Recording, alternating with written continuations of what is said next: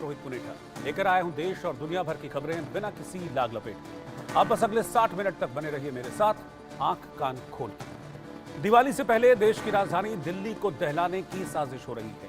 दिल्ली के रोहिणी इलाके में सीआरपीएफ स्कूल के पास इतना जोरदार धमाका हुआ कि आसपास के घरों की खिड़कियों के शीशे तक टूट गए, कारों के शीशे टूट गए और दुकानों पर जो बोर्ड लगे हुए थे वो भी इस धमाके में टूट फूट गए। धमाके की आवाज कई किलोमीटर दूर तक सुनाई दी गई। हालांकि राहत की बात यह है कि इस घटना में किसी की जान नहीं गई, कोई घायल नहीं हुआ। सीआरपीएफ स्कूल की दीवार, आसपास की दुकानें और कुछ कारों को नुकसान जरूर पहुंचा है। मेरे इर्द गिर्द जो तस्वीरें आप देख रहे हैं ये इसी धमाके की तस्वीरें हैं जो आज सुबह दिल्ली में हुआ। सीआरपीएफ स्कूल के बाहर एक बाउंड्री वॉल है, बाउंड्री वॉल के पास एक पेड़ था, वहीं बाउंड्री वॉल और पेड़ के बीच में ये बॉम्ब रखा हुआ था। एक जोरदार धमाका हुआ, इस धमाके की गूंज दूर तक सुनाई दी गई। इस धमाके के बाद जो धुआं उठा उसे भी बहुत दूर, कई किलोमीटर दूर से नोटिस किया गया। इसी की तस्वीरें आप देख रहे हैं और जो सबसे ताज़ा वीडियो है वो आप यहाँ देख रहे हैं मेरे बराबर में चलता हुआ। किस तरीके से एक सीसीटीवी सामने जो रखा हुआ था उस सीसीटीवी में ये पूरा का पूरा धमाका कैद हुआ। सड़क पर कार खड़ी हुई है, कार के उस पार जो सीआरपीएफ स्कूल है उसकी बाउंड्री है, बाउंड्री के पास बॉम्ब रखा हुआ था। उस बॉम्ब में धमाका होता है जोरदार और फिर उसके बाद सीसीटीवी की फुटेज भी गायब हो जाती है। इसके बाद मौके पर पुलिस पहुंचती है, फिर एनएसजी की टीम पहुंचती है, एनआईए इस मामले में अब जांच कर रही है, एफएसएल की टीम है। आप जरा उस धमाके की जो गूंज है उसको महसूस कीजिए, कितना जोरदार ये धमाका था।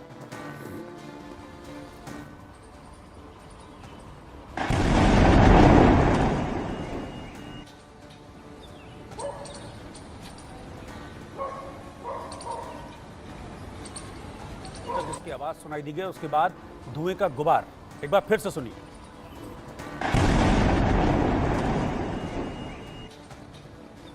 देखिए पहले धमाका होता है, उसके बाद ये सफेद धुएं का गुबार, ये बताता है कि कितना शक्तिशाली ये बॉम्ब था और इसकी इंटेंसिटी कितनी जबरदस्त थी।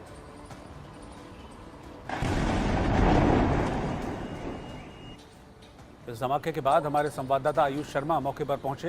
ये रिपोर्ट आप मौके से आयुष की देखिए। स्कूल के बाहर इस वक्त हम मौजूद हैं जहां पर सुबह हुए धमाके ने पूरे इलाके को दहला कर रख दिया है। ये धमाका स्कूल की ऐसी ही एक दीवार से हुआ था जिसके पास हम मौजूद हैं। यही वो जगह है जहां पर वो ब्लास्ट हुआ। इसको पूरी तरीके से सील कर दिया गया है। सिर्फ एनएसजी कमांडोज और दिल्ली पुलिस के जो आला अधिकारी हैं उनको ही इजाजत दी गई है ब्लास्ट स्पॉट के पास जाने की। जो ये धमाका हुआ है इसकी वीडियो सोशल मीडिया पर वायरल हो रही है। वो सीसीटीवी वीडियो हम अपने दर्शकों को भी लगातार सुबह से दिखा रहे हैं जिसमें देखा जा सकता है कि कितनी तीव्रता से वो ब्लास्ट हुआ था। मैं पूरे दिखाना चाहूंगा विजुअल के साथ कि ऐसी ही वो दीवार थी। दीवार का जो ये हिस्सा है यहां से एक विस्फोटक सामग्री, लेकिन वो विस्फोटक सामग्री क्या थी वो नहीं पता चली है। वो विस्फोटक सामग्री उड़कर सामने की तरफ को आती। आज रविवार का दिन ना होता, अगर आज रेगुलर वर्किंग डे होता, बच्चे इसी सड़क से स्कूल जा रहे होते अपने पेरेंट्स के साथ, अपने अभिभावकों के साथ, वो लोग जो अपनी नौकरी पर जाते हैं इसी रास्ते का इस्तेमाल कर रहे होते और उस समय अगर ये ब्लास्ट होता तो फिर आखिर उन लोगों की क्या स्थिति होती। जब लोहे के बोर्ड, वो जो गाड़ियों के शीशे, इसके अलावा मेटल के टुकड़े और ये मजबूत ईंटों की और सीमेंट की बनी हुई दीवार, जब इसके पर खच्चे उड़ गए तो इंसान यहां से जा रहा होता तो आखिर उसकी क्या स्थिति होती। ये सोचकर भी मन में एक डर बैठ गया है और ये डर इसीलिए बैठ रहा है क्योंकि पिछले 6 महीने से लगातार हम देख रहे हैं कि दिल्ली के स्कूलों में ईमेल के जरिए बम से उड़ाने की धमकी स्कूलों को दी जा रही है। कुछ भी स्पष्ट नहीं हो पाया है, सुबह से जांच की जा रही है, लेकिन अपने आप में ये बहुत गंभीर विषय है। बच्चों की जान से जुड़ा हुआ, बच्चों की जान जोखिम में हो सकती थी अगर आज रविवार का दिन ना होता। जो लोग अपने काम पर जा रहे थे उनके साथ क्या होता अगर वो इसी रास्ते से निकल रहे होते, क्योंकि सीसीटीवी में हम देख पा रहे हैं जिस प्रकार से ये पूरा ब्लास्ट हुआ है और रोड के दूसरी तरफ वो मंजर किसी से नहीं छुप रहा जहां पर जो दुकान के साइन बोर्ड्स है उसके पर खच्चे उड़ गए हैं। तो मन में डर पैदा करने के लिए तस्वीर काफी है। तो इस रिपोर्ट के बाद अब मैं आपको ये बताता हूं कि जब ये धमाका हुआ, ये जबरदस्त ब्लास्ट हुआ, उसके बाद क्या एक्शन लिया गया।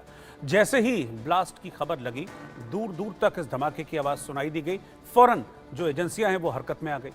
आपको बताता हूं कि कौन कौन सी एजेंसियां हैं जिन्होंने मौके पर पहुंचकर मोर्चा संभाला इस धमाके के बाद। एनएसजी की टीम मौके पर पहुंची, अपने सभी इक्विपमेंट्स के साथ एनएसजी की टीम मौके पर पहुंची और डिटेल जांच घटनास्थल की गई। इसके अलावा गृह मंत्रालय की तरफ से भी इस धमाके को लेकर रिपोर्ट मांगी गई है। बम निरोधक दस्ता भी मौके पर पहुंचा और इस जांच को अंजाम दिया कि कहीं ऐसा तो नहीं है कि आसपास कहीं और इस तरह का विस्फोटक रखा हुआ हो। एफएसएल की टीम मौके पर पहुंची, क्राइम ब्रांच की टीम मौके पर पहुंची और वहां से जो भी सैंपल्स थे उन सैंपल्स को क्राइम ब्रांच की टीम ने इकट्ठा किया, जुटाया। एफएसएल की टीम ने भी कई साइंटिफिक एविडेंसेस को इकट्ठा किया है। दिल्ली पुलिस की स्पेशल सेल इस वक्त अलर्ट पर है और आतंकी हमले के एंगल से भी इस पूरे मामले की जांच की जा रही है। मैं आपको यह भी बता दूं कि एनआईए भी इस मामले की जांच कर रही है। मैं आपको आयुष के पास लिए चल रहा हूं। आयुष मेरे वो संवाददाता हैं जो इस धमाके के बाद मौके पर पहुंचे थे, वहां क्या चल रहा था एक एक बारीकी से उन्होंने देखा है। अब रिपोर्ट पूरी मैं उनसे लेता हूं।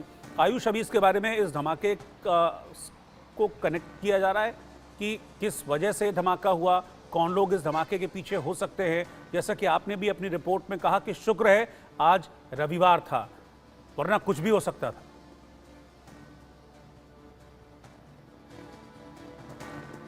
जी बिल्कुल रोहित जी, देखिए जिस प्रकार से ये पूरा घटनाक्रम हुआ है, सुबह से हम देख रहे हैं कि दिल्ली पुलिस के साथ साथ स्पेशल सेल और उसके आला अधिकारी मौके पर मौजूद हैं। फिर उसके बाद एनडीआरएफ की टीम आती है, एनआईए की टीम आती है, एनएसजी कमांडोज और उनके एफएसएल की टीम आती है। लेकिन अभी तक एक सवाल बना हुआ है, वो सवाल ये है कि आखिर ये धमाका हुआ कैसे, आखिर कौन सा विस्फोटक पदार्थ था जिसके चलते ये धमाका हुआ।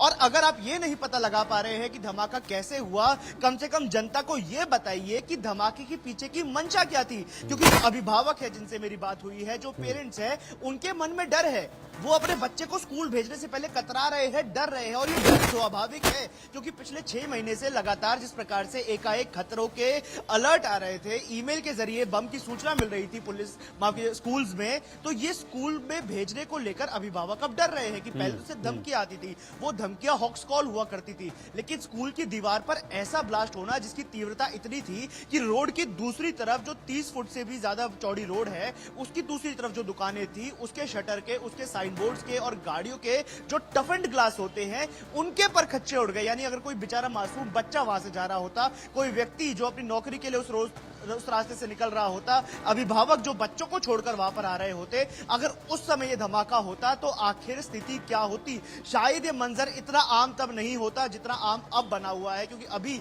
इन 2 सवालों के जवाब नहीं मिल पा रहे हैं। तब कई और ऐसे सवाल होते जिसके कटघरे में दिल्ली पुलिस को खड़ा होना पड़ता। फिलहाल जो है जांच की जा रही है और कई एंगल्स में जांच की जा रही है। देखिए, सबसे पहला जो जांच का एंगल है वो है विस्फोट को लेकर कि आखिर विस्फोट किस वजह से हुआ। दूसरा जो है कि अगर विस्फोट किसी पदार्थ की वजह से हुआ तो वो पदार्थ वहां तक पहुंचा कैसे। तीसरा एंगल ये होगा कि आखिर इस विस्फोट के पीछे की मंशा कौन थी। और चौथा और सबसे इंपॉर्टेंट, जिसके लिए सीसीटीवी फुटेजेस खंगाले जा रहे हैं, कि आखिर किस व्यक्ति का इसमें हाथ है, कौन व्यक्ति वहां तक पहुंचा जिसने इस विस्फोटक पदार्थ को वहां पर रखा, जिसके बाद ब्लास्ट हुआ।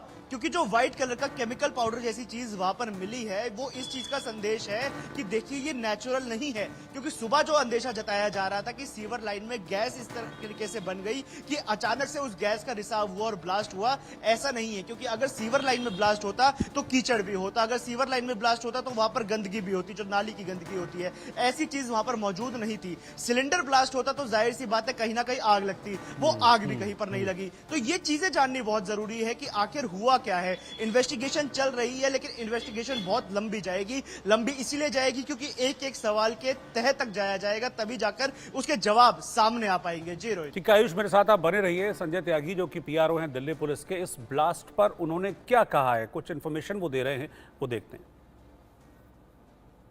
आज सुबह प्रशांत विहार पुलिस स्टेशन जो रोहिणी डिस्ट्रिक्ट में है, उनको सूचना मिली थी कि सीआरपीएफ स्कूल के पास धमाके की आवाज आई है। तुरंत पुलिस टीम्स मौके पे पहुंची तो देखा कि कुछ वहां दुर्गंध भी थी और स्कूल के प्रेमाइसेस में भी और आसपास के कुछ दुकानों में भी शीशे टूटे हुए थे। किसी व्यक्ति को किसी प्रकार की चोट नहीं आई है। पुलिस के सीनियर ऑफिसर्स स्पॉट पे तुरंत पहुंच गए थे। Crime team, forensic science experts, special cell, सभी लोग इन्वॉल्व हैं, सभी मौके पे हैं। इस बारे में इन्वेस्टिगेशन की जा रही है, धमाके के कारणों की जांच और कैसे ये हुआ, इस विषय में जैसे ही कोई अपडेट होगा आप लोगों को सूचित किया जाएगा। अभी ऐसा कुछ नहीं है, अभी कोई कंक्लूसिव स्टेटमेंट देना ठीक नहीं होगा क्योंकि अभी जांच जारी है। जैसा मैंने पहले कहा, जैसे ही कोई फर्दर अपडेट होगा आपको सूचित किया जाएगा। उधर दिल्ली के मुख्यमंत्री आतिशी ने कहा कि बम ब्लास्ट की घटना ने दिल्ली की चरमराती सुरक्षा व्यवस्था की पोल खोल दी।